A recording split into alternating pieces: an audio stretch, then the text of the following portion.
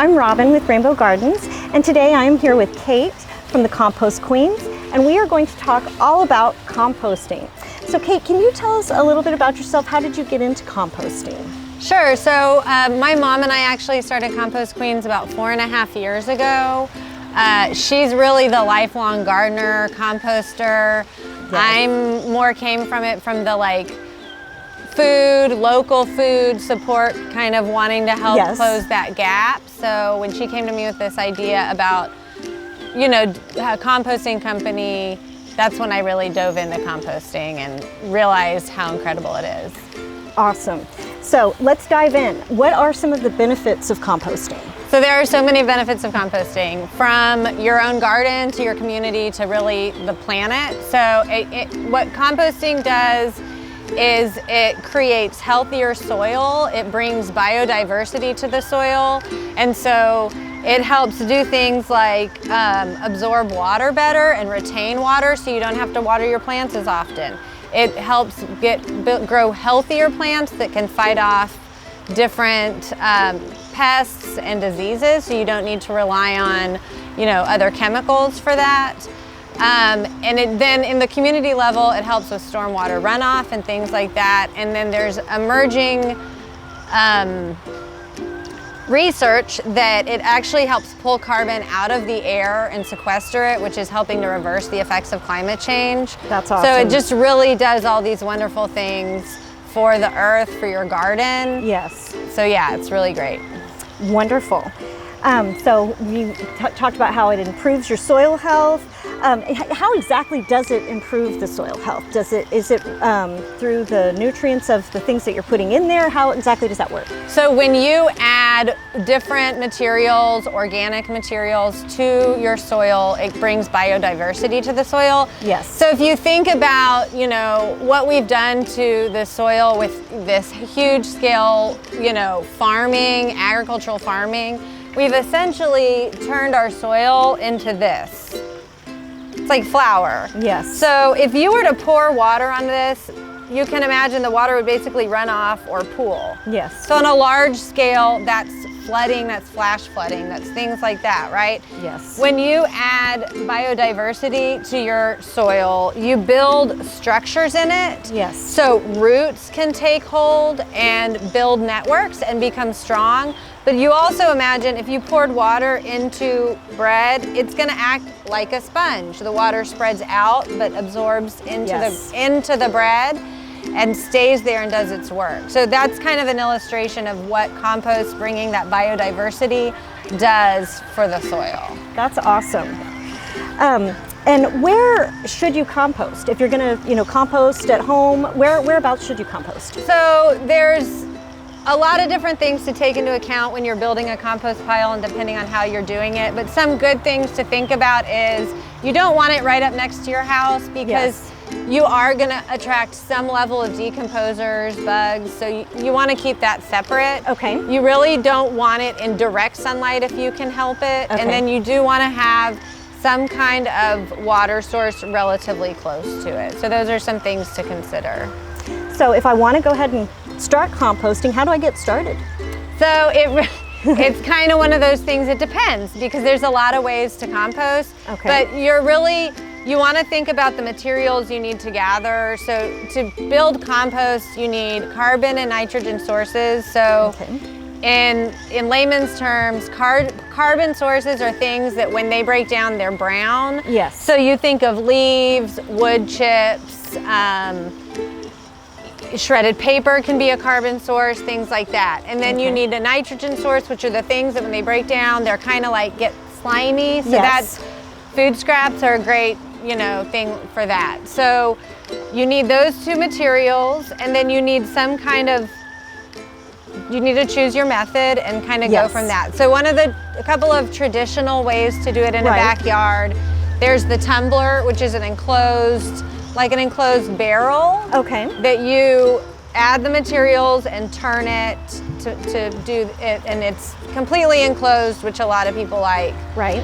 You can also build, you want about a 3x3 square bin. Okay. That you can add your materials in and then do the turning in there. And then some people will take a cube like that and build 2 or 3 so they can move it from one to the next. I see. So there's really a lot of different kind of ways Methods. to get started. And how do temperature, aeration, and water play a role in all of that? Sure. So you want your compost to get hot. Yes. So that's going to help break things down, take care of some of the pathogens and things that are in there. You need air to circulate so that things are able to, again, break down, yes. Not get all clumped up. It allows the good microorganisms to grow. Okay. And then you need water, again, to keep it hydrated, because otherwise it will basically just sort of go dead, you know. So you need all of these things to keep it going. It's kind of like a plant, you know. You need all these things for composting for as things well. to grow. Yes. Yeah. And and you were mentioning that it conserves water. Mm-hmm. How exactly does it conserve water? So when you're composting, finished compost is, you know, it has life to it. It has some, you know, when you squeeze, I wish I had some with me right now, but when you squeeze it, it'll kind of clump up a little bit. And so you imagine like the bread, like it just has pockets where the water can hold in and stay instead of just running straight through it. Yes. So yeah. Well, that makes a lot of sense. Yeah. And what are the different types of composting? I know that you can use manures and different things. What are can you tell us a little bit about the different types of composting? Sure. So there's the tumbler, there's just the backyard in the bin, and there's a few. You can look up like the Berkeley method and a few other very specific ways to manage those bins. Yes. And really what that does is it determines how long until you get finished compost. The more work you put into it, the quicker you'll get it. Gotcha.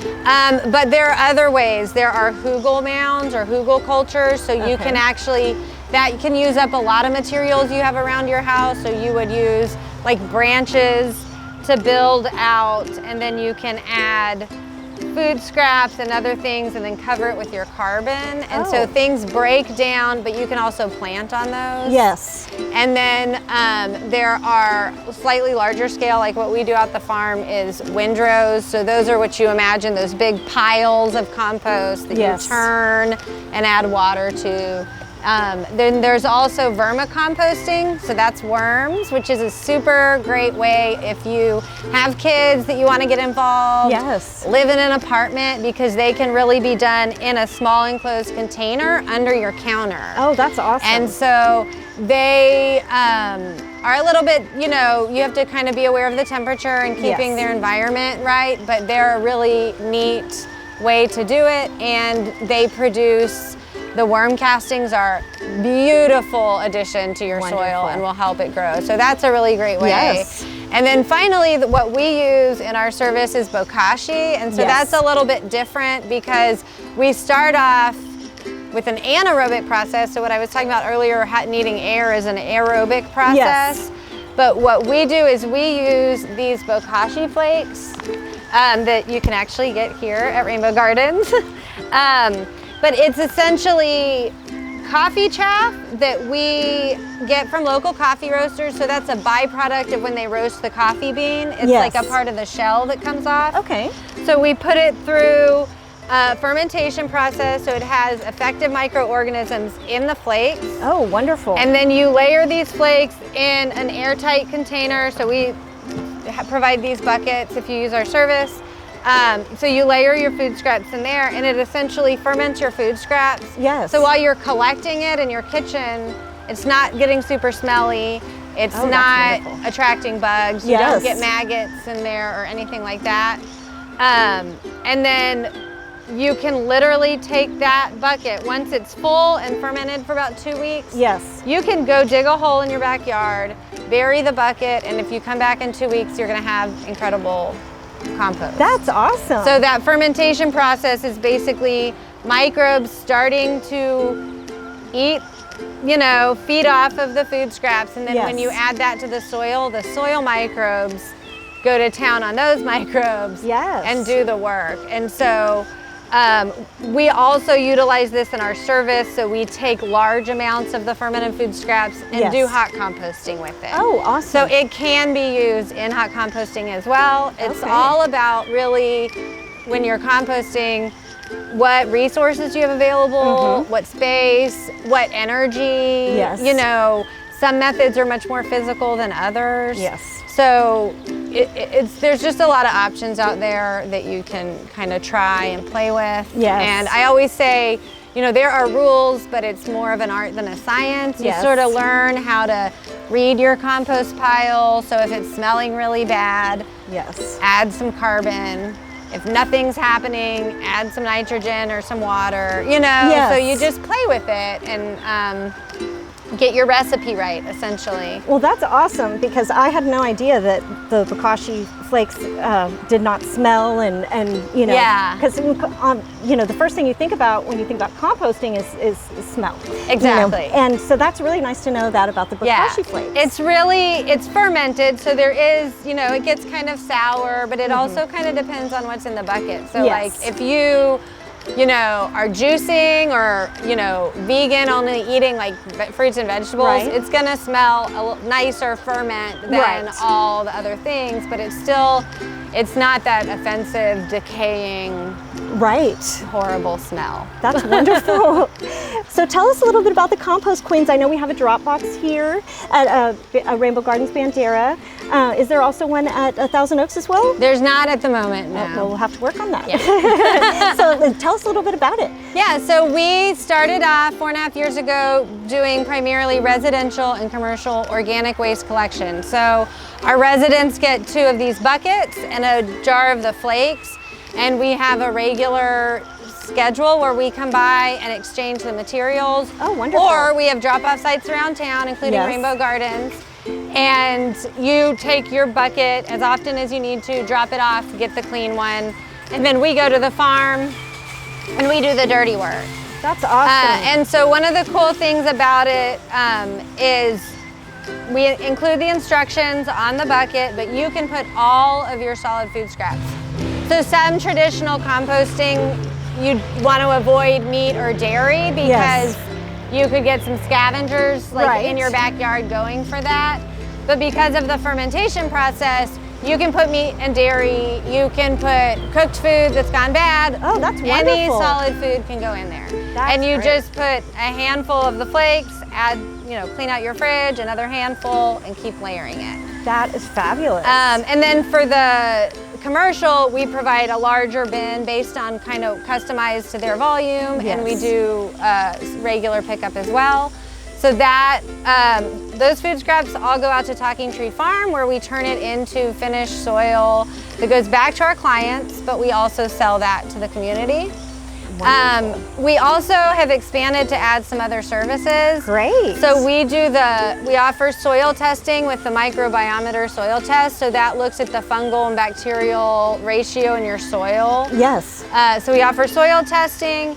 We will do soil enrichment. So if you have some garden beds or a yard that you need to really give that soil a boost, we will take some of these fermented food scraps and layer it out in your yard, and then you just cover it, you know, with a few inches of soil or mulch, and you let that sit, and that's going to, in a matter of weeks, help build incredible soil in your yard. So we offer that as a service. We also donate that to community gardens as well. Great.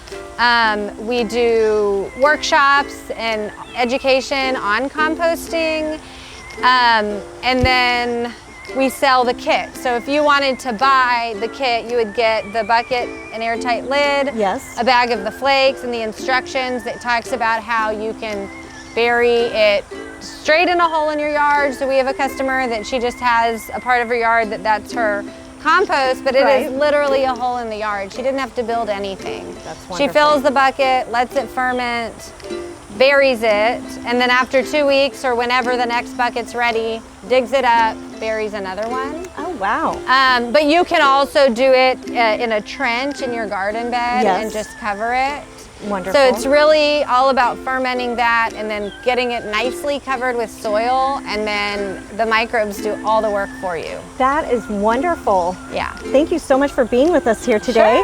Sure. Now, where can we find you on social media? So we're on Facebook and Instagram and Twitter as Compost Queens. Wonderful. And we talk on there about, you know, when we're going to be at different markets, workshops we're doing, and things like that. And then our website is compostqueenstx.com. Wonderful. Thank you so much for being with us today. And thank you guys for watching, and we will see you soon. Thanks so much. Bye-bye.